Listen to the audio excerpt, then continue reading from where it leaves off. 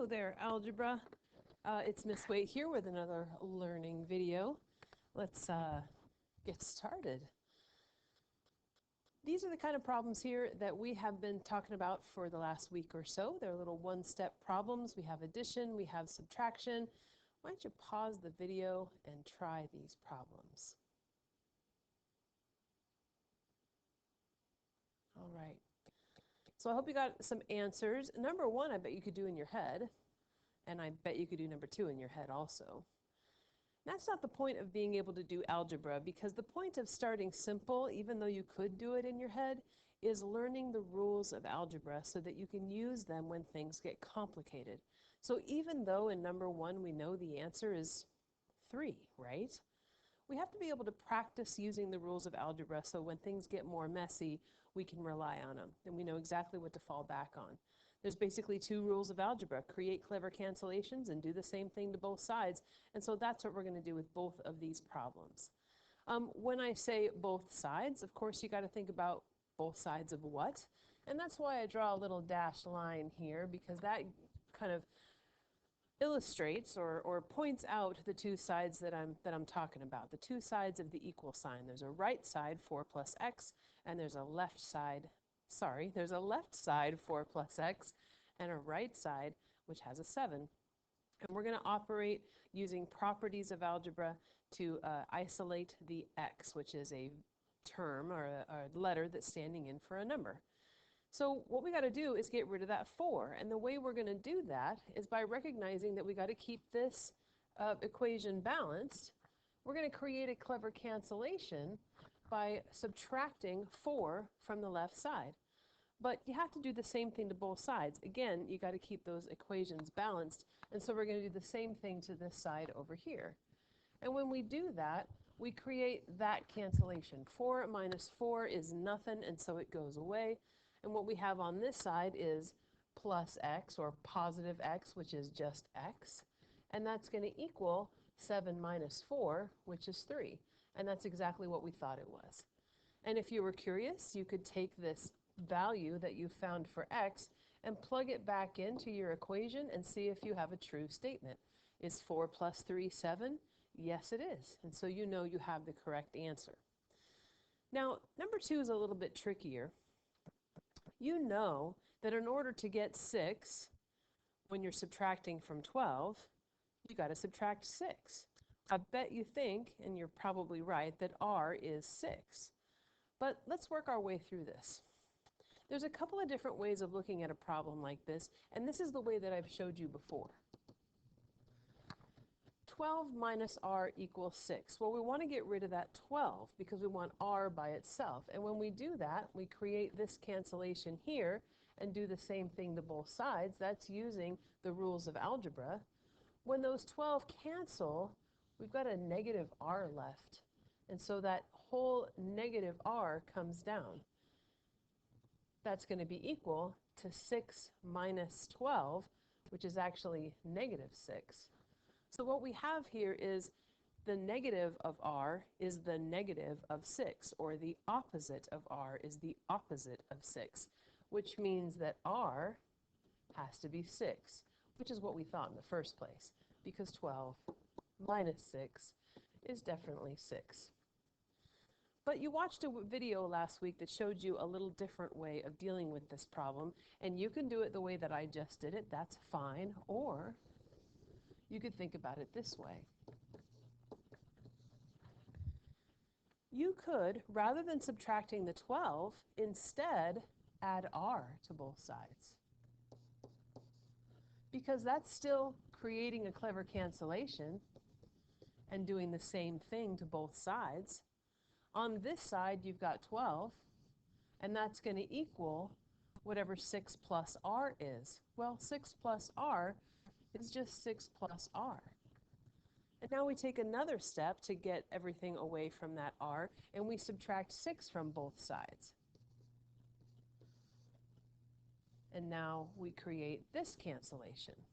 And on this side we have r, and that equals 12 minus 6, which is 6. It's always going to be 6, And it doesn't really matter how you do this as long as you are creating clever cancellations and doing the same thing to both sides. You could subtract 12 first and then take the opposite and get your answer. Or you could go through one more step, move that r over to the other side, subtract the 6, and still get the same answer. Both of these ways are just fine, and that's why I continue to use clever when I say create clever cancellations, because you have to be a little bit clever, and you have to see your own way through it. All right, so that's a little review of what we've been doing.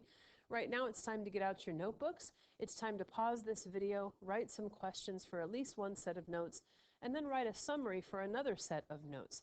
Make sure your questions are the kind of questions that can be answered by your notes, and your summary is the answer to the essential question up at the top. Then get a page ready for today's notes. And if you've been following these videos, you know exactly what I'm talking about. If you haven't been following the videos, it's probably worth going back and getting your notebook set up. All right, go ahead and pause, and we'll be back together in just a sec.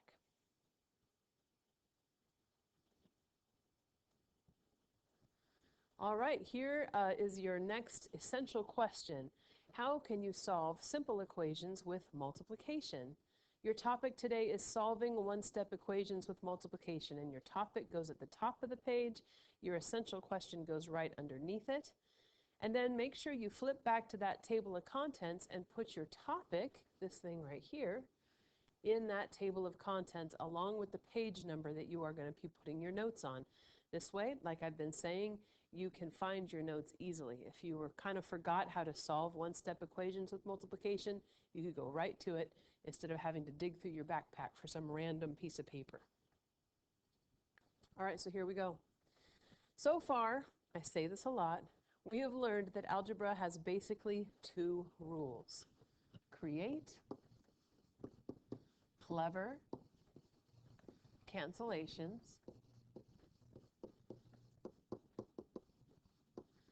and do the same thing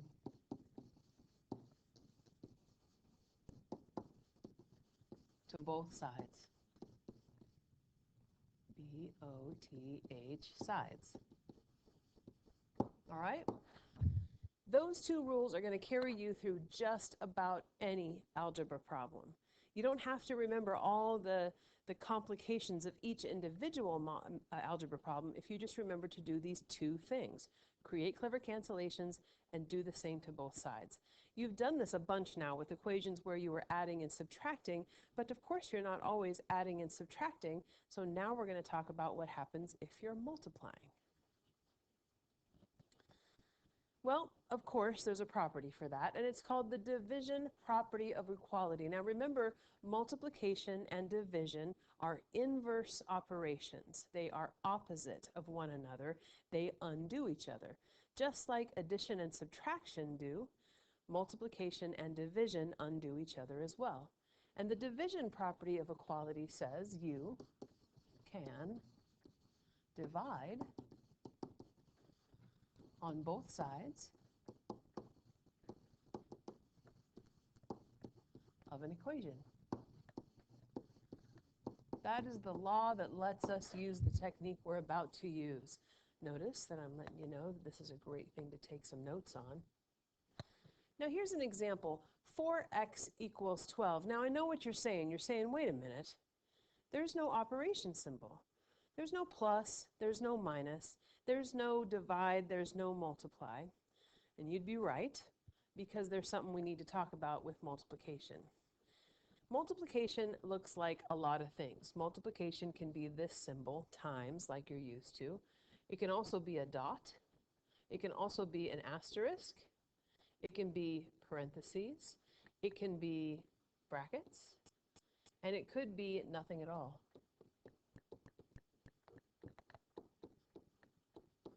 When you see this 4x, what it's really saying is 4 times x times 4 times x.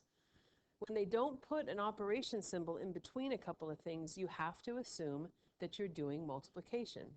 That's why we say that sometimes multiplication doesn't involve any symbols at all. So what we're saying here is 4 times x equals 12. 4 times x equals 12. We are multiplying the 4 times whatever the x is. And so in order to undo that, we use the division property of equality, because division is the inverse operation to multiplication. It will undo it. And the division property of equality says you can divide on both sides of an equation. So we create our two sides, and the thing we want to get rid of is that 4. So what we can do is divide by 4, but make sure you do it to both sides.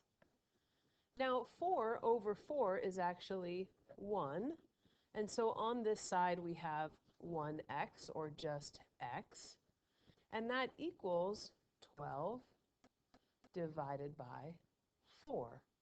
And what is 12 divided by 4? It's 3. And there's your answer. We can also check this answer, because we can put that value for x we just found and ask ourselves, is 4 times 3 equal to 12? Well, yes it is. And so we know we found the correct value. So the idea here is that when you see a number and a letter right next to each other, that is multiplication, and in order to undo it, you have to divide by the number that's in front of the letter. So we're going to do that a bunch. When you have problems like this, it looks like there's hardly anything to do because there's no symbols. There's only the equal sign. But when there's no symbols, you have to assume that you are multiplying. So when we look at number 1, we have 2 times x equals 8. And so in order to undo multiplication, we do the inverse, which is division. Let's create our two sides. And as long as we create a clever cancellation, divide by 2, and do the same thing to both sides, we are using the proper rules of algebra. It just looks a little bit different than it did before. Now 2 divided by 2 is 1, which gets rid of that. That's a cancellation when it comes to multiplication. And on this side you just have the x, which is the goal, to get that thing by itself. And that equals 8 divided by 2, which is 4. And you can check it. Is 2 times 4 equal to 8? Yes, it is. And so we found the correct answer. I suggest that you check every single algebra problem you do. It takes about 10 seconds to check it and make sure that you're right. Now, taking a look at number 2, we have negative 3x equals 93. So we create our two sides.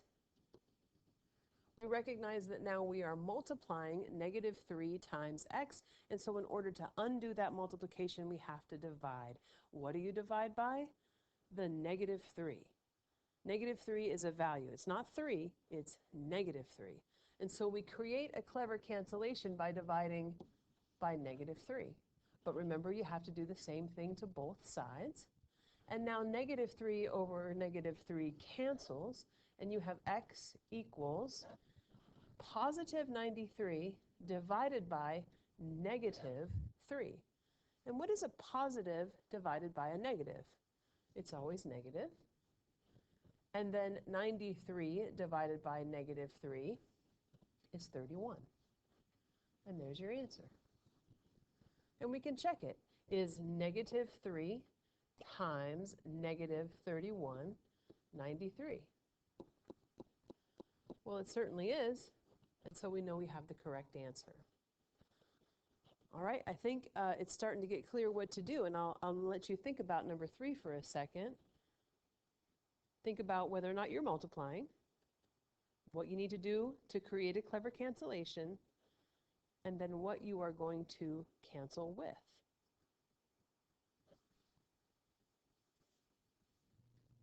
So first of all, yeah, you're multiplying because there's no symbol. And so we have to assume we're multiplying.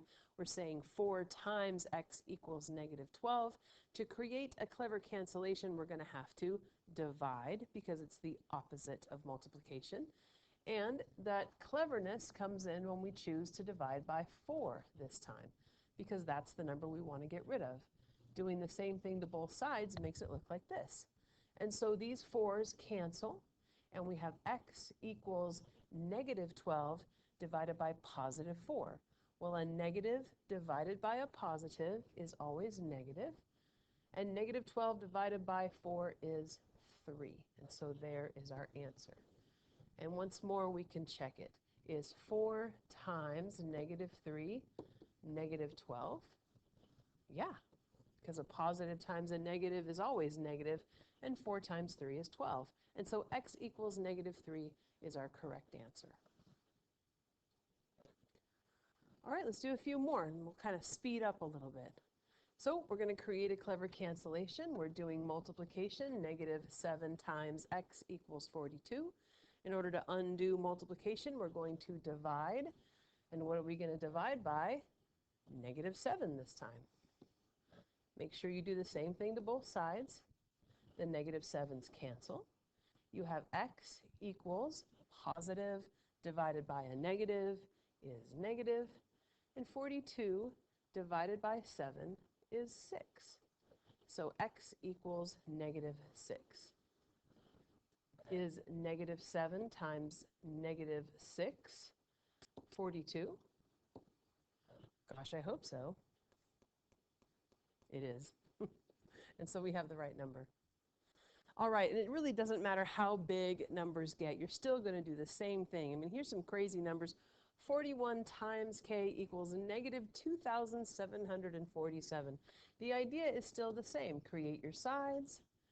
You're multiplying, so you're going to divide on both sides, and you're going to divide by the number in front of that letter. So this time you're going to divide by 41. Make sure you do it to both sides. The 41s on this side cancel, and you have k equals whatever negative 2,400, 2,747 divided by 41 is. Well, first of all, we know it's going to be negative. And I don't know off the top of my head what 2747 divided by 41 is, and so I'm going to pick up a calculator. I'm going to poke it in there. Let's see. Turn it on first, Miss Waite. And then you have 2747 divided by 41. And what do you get? 67. There you go. And you can check it. Is 41 times negative 67 negative 2747? Well, let's see. 41 times negative 67. Yep, 2747. So this is right, and our answer is correct. All right, I'm going to ask you to pause the video and work on these two problems and see what you get. And then we'll check it out together.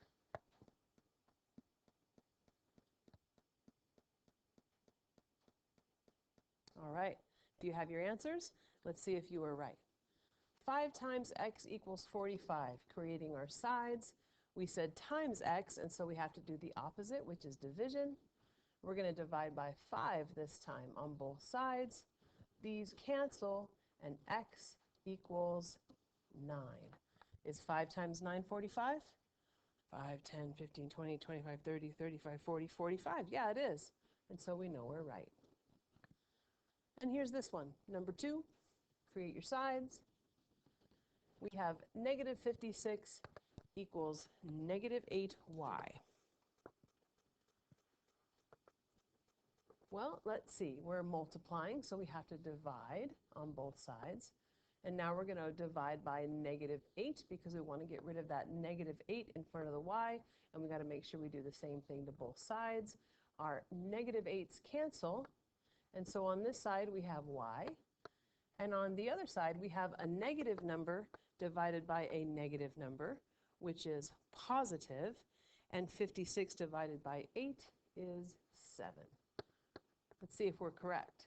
Is negative 56 equal to negative 8 times, negative 8 times 7? Yeah, because a negative times a positive is negative, and 8 times 7 is 56. So we're good, and there's our answer. That's it.